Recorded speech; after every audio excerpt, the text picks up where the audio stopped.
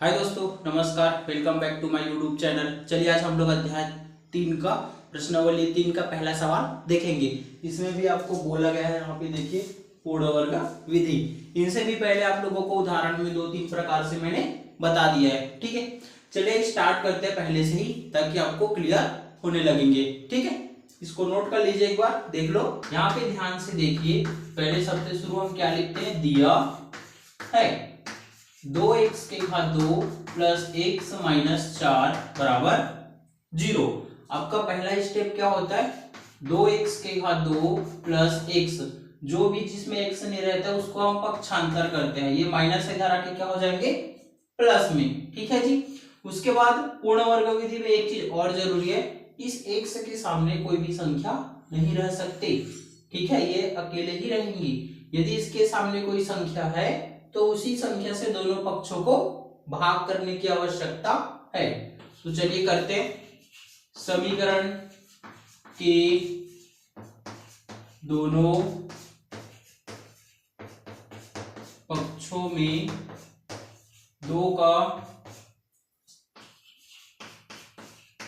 भाग करने पर, चलिए करते हैं। तो हो जाएगा 2x के घात 2 बटा 2 प्लस x बटा 2, और ये हो जाएगा 4 बटा 2। इतना समझ में आ रहा है ना। उसके बाद देखिए ध्यान से, ये 2 और 2 आपस में कट गया, क्या बचा जी, x के घात 2। यहाँ x को निकाल दो तो यहाँ क्या बचेगा, 1 बटा 2 x, और इधर क्या बचेगा आपका 4 बटा 2। इतना समझ में आया। यहाँ पे अब इसके बाद क्या करते हैं, याद होगा आप लोगों को, जिसमें x रहता है, ठीक है, उसमें ऊपर नीचे 2 का गुणा करते हैं। x के घात 2 प्लस 2 बटा 2 गुणित 1 बटा 2, और ये x का x बराबर 4 बटा 2। इतना समझ में आया। चलिए आगे देखते हैं यहाँ पे। ठीक है, अब यहाँ पे x के घात 2 प्लस ऊपर ये जो x होती है, ये जो x होती है इस 2 के साथ चले जाएंगे, तो आपका सिर्फ बचा क्या, 1, और नीचे में आपस में गुणा हो जाएंगे, तो ये हो जाएगा आपका 1 बटा 4। ठीक है जी। और ये हो जाएगा आपका 2 एकम 2, 2 दूनी 4, अर्थात कहने का सिंपल अर्थ है क्या है, 2। इतना समझ में आ गया होगा आप लोगों को। अब देखिए यहाँ पे, ये आपके सूत्र के रूप में है a का स्क्वायर 2ab। ठीक है, तो जो b का मान आता है उसी को हमें वर्ग करके दोनों पक्षों में जोड़ना होता है। ठीक है, समीकरण में 2x के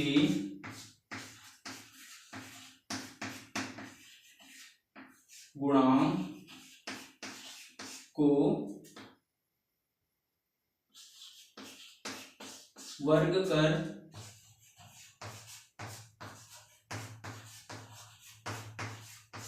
दोनों पक्षों में जोड़ने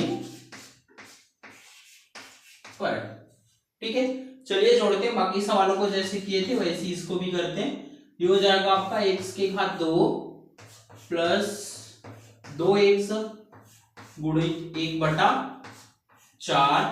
अब इसी को वर्ग करके जोड़ देते हैं, 1 बटा 4 का वर्ग बराबर 2 प्लस 1 बटा 4 का वर्ग। इतना आप लोगों को दिख रहा है ना बराबर। ये आपका सूत्र के रूप में आ गया। कौन सा सूत्र है, यहाँ पे देख लीजिए, चूंकि a प्लस b का वर्ग क्या होता है, a की घात 2 प्लस 2ab प्लस b के घात 2। इस सूत्र को और इसको ध्यान से देखिए, a के जगह में क्या है आपका x, फिर b के जगह में क्या है 1 बटा 4। नहीं तो मिला के देख लीजिए, यहाँ पे a का स्क्वायर है, यहाँ पे x से स्क्वायर है, यहाँ पे 2 है, यहाँ पर भी 2 है। a के जगह में x, b के जगह में 1/4 और b के जगह में 1/4। ठीक है, तो इसका छोटा रूट क्या हो जाएगा आपका x प्लस 1/4 अब इस दूसरे पक्ष को हल करते हैं, ये हो जाएगा 2 प्लस 1/4 का वर्ग हो जाएगा जी 16। यहां तक समझ में आया। अब आगे देखिए यहाँ पे x प्लस 1/4 का वर्ग बराबर, इसके नीचे कुछ नहीं है, मतलब हम क्या मान के चलते हैं 1, तो हो जाएगा 2 गुणित 16 प्लस 1 एकम 1 और नीचे 16 एकम 16। समझ में आया ना। यहाँ पे कुछ नहीं है, मतलब हम क्या मान के चलते हैं 1, तो इस 16 जो है इसके साथ गुणा हो जाएगा और ये 1 एकम 1 हो जाएगा और नीचे 16 एकम 16। इतना समझ में आ रहा है जी। अब यहाँ पे ध्यान से देखिए, ये हो जाएगा x प्लस 1/4 का वर्ग बराबर, ये हो जाएगा 16 दूनी 32 और ये 1 और नीचे हो जाएगा आपका 16। ठीक है, यहां तक क्लियर हुआ। चलिए आगे देखते हैं। x प्लस 1/4 का वर्ग बराबर 32 और 1 कितना हो जाएगा जी 33/16। अब इसके बाद हम यहां से वर्ग हटा देंगे, x प्लस 1/4 ये हाथ हट जाएगा, इधर प्लस माइनस में क्या लग जाते हैं आपका करनी, तो हो जाएगा 33/16। कितना समझ में आया। इसके बाद यहां पर ये हो जाएगा x प्लस 1/4 बराबर प्लस माइनस, इसको अलग अलग कर दो, करनी 33 बटा करनी 16। अब आगे ये हो जाएगा x प्लस 1/4 का, ठीक है, और ये हो जाएगा प्लस माइनस करनी 33 बटा, ये हो जाएगा करनी 16 का वर्गमूल हमें पता है क्या होता है 4 की घात 2। ठीक है, इसके बाद यहाँ ये हो जाएगा x प्लस 1/4 बराबर प्लस माइनस, ये हो जाएगा आपका करनी 33 बटा, घात और करनी कट जाएगा तो यहाँ पे बचेगा क्या जी 4। यहां तक समझ में आया। चलिए अब इसके प्लस माइनस का मान निकालते हैं।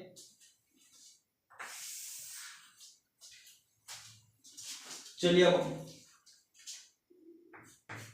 धन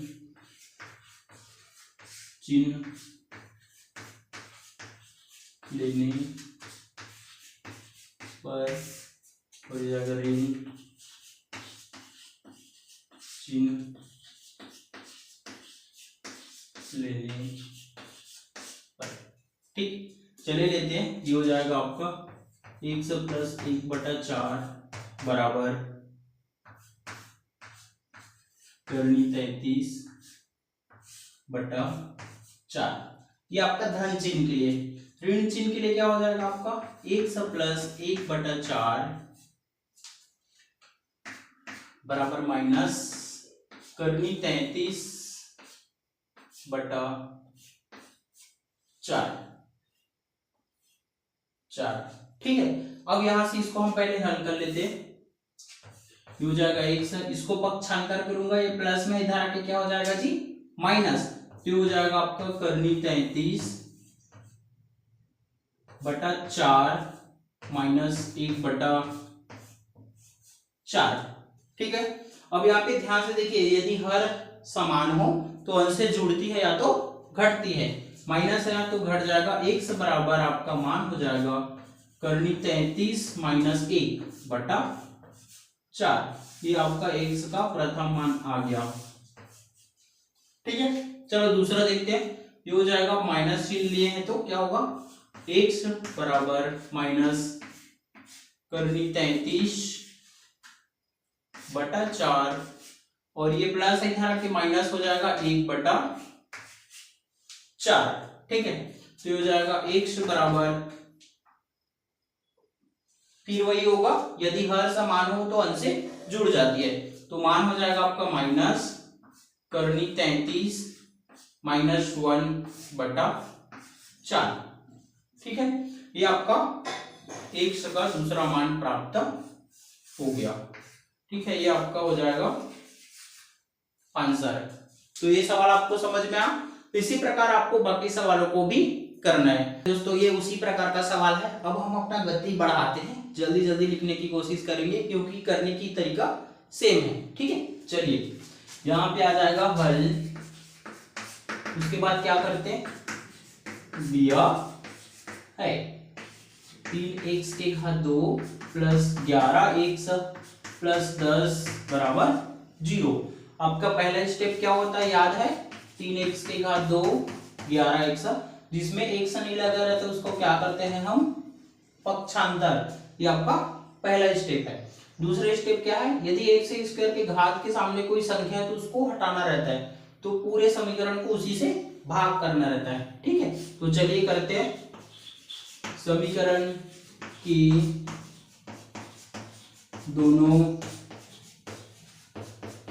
पक्षों में 3 का, दोनों पक्षों में 3 का भाग करने पर, चलिए करते हैं। ये हो जाएगा 3x के घात 2 बटा 3 प्लस 11x बटा 3 और ये हो जाएगा माइनस 10 बटा 3। इतना क्लियर हुआ। चलिए आगे करते हैं। इसमें से 3 और 3 आपस में कट जाएगा, क्या बचेगा, x के घात 2, इसमें बचेगा 11 बटा 3x और ये हो जाएगा माइनस 10 बटा 3। यहां तक कोई समस्या नहीं ना। चलिए आगे देखिए। अब इसके बाद थर्ड स्टेप क्या होता है आपका, जिसमें एक से लगा रहता है उसमें ऊपर नीचे 2 का गुणा करते हैं। तो ये हो जाएगा x के घात 2 प्लस 2 बटा 2 गुणित 11 बटा 3x बराबर 10 बटा 3 माइनस के साथ। इतना क्लियर हुआ। x के घात 2 प्लस ये जो x है इसके साथ आ जाएगा, ये हो जाएगा आपका 2x। जो जो बचता है लिख दो। ये जब सामने आ जाते हैं तो इसके जगह बचते क्या है आपका 1, तो ये हो जाएगा 1 बटा 2 गुणित 11 बटा 3 और ये हो जाएगा आपका माइनस 10 बटा 3। इतना क्लियर हुआ। चलिए अब इसको हम आगे देखते हैं। ठीक है, अब 2x के बाद जो भी संख्या बचते हैं इनको आपस में गुणा करते हैं। तो ये हो जाएगा आपका x के घात 2 प्लस 2x गुणा, ऊपर हो जाएगा 11 कम 11 और नीचे हो जाएगा 3 दूनी 6 और इधर हो जाएगा जी माइनस 10 बटा 3। इतना क्लियर हुआ। ये हो जाएगा 11 कम 11 और ये 3 दूनी 6। ठीक है, अब जो भी 2x के साथ रहता है इसी को हमें वर्ग करके जोड़ना होता है। ठीक है, ये हो जाएगा आपका समीकरण में 2x के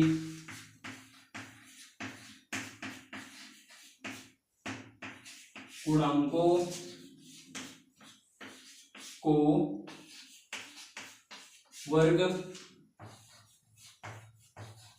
करके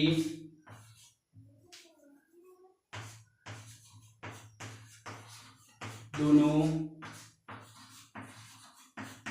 पक्षों में जोड़ने पर। ठीक है जी, चलिए अब जोड़ते हैं।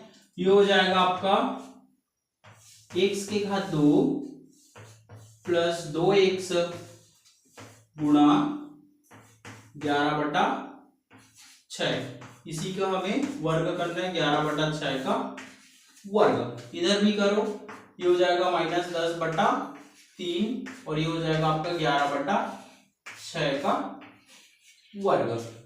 इतना क्लियर हुआ। चलिए अब देखो, ये आपका बड़ा रूप है, छोटा रूप क्या हो जाएगा, यहाँ पे सूत्र को लिख दीजिएगा। ये होता है चूंकि, ये हो जाएगा a प्लस बी का वर्ग बराबर ये होता है आपका a का square plus 2ab plus b का वर्ग। ये आपका सूत्र होता है। इसी के अनुसार यहाँ पे इसको हम रखते हैं। ये हो जाएगा x प्लस 11 बटा 6 का वर्ग। ए के जगह में आपका x है और b के जगह में आपका 11/6। ठीक है, अब यहाँ पे इसको इस पक्ष को हल करते हैं पूरा। ये हो जाएगा -10/3 और ये हो जाएगा आपका, इसको अलग अलग कर लो, 11 का वर्ग और ये 6 का वर्ग। इतना समझ में आ रहा है ना। उसके बाद ये हो जाएगा आपका x प्लस 11/6, इधर हो जाएगा -10/3। 11 का वर्ग होता है जी आपका 121 और 6 का वर्ग होता है जी आपका 36। ठीक है, चलिए आगे करते हैं। ये हो जाएगा आपका x प्लस 11/6 का वर्ग बराबर, यहाँ पे ध्यान से देखिए, इसका गुणा इनके साथ होगा, इनका गुणा इनसे होगा और ये दोनों आपस में गुणा हो जाएंगे, मतलब यही होता है त्रिया गुणा 3 बार। चलो करते हैं। ये हो जाएगा -10 गुणा 36 और ये हो जाएगा प्लस 121 गुणा 3 और नीचे हो जाएगा जी आपका 3 गुणा 36। ठीक है, इतना क्लियर हुआ। अब आगे देखिए यहाँ पे ध्यान से, ये हो जाएगा x प्लस 11/6 का वर्ग, ये हो जाएगा जी गुणा, तो ये हो जाएगा 360 माइनस में। ठीक है, इधर कर दो, ये हो जाएगा 3 एकम 3, 3 दूनी 6 और ये 3 एकम 3, 363 और नीचे हो जाएगा जी 3 6 18 का 8, हासिल आया 1, 3 3 9 और 1 10। ये समझ में आया आपको? ये देखो 3 एकम 3, 3 दूनी 6 और ये 3 एकम 3, 3 6 18 का 8, हासिल आया 1, 3 3 9 और 1 10। चलिए आगे करते हैं। ये हो जाएगा x प्लस 11/6 का वर्ग बराबर 363 में 360 घटा दो, कितना बचेगा आपके पास?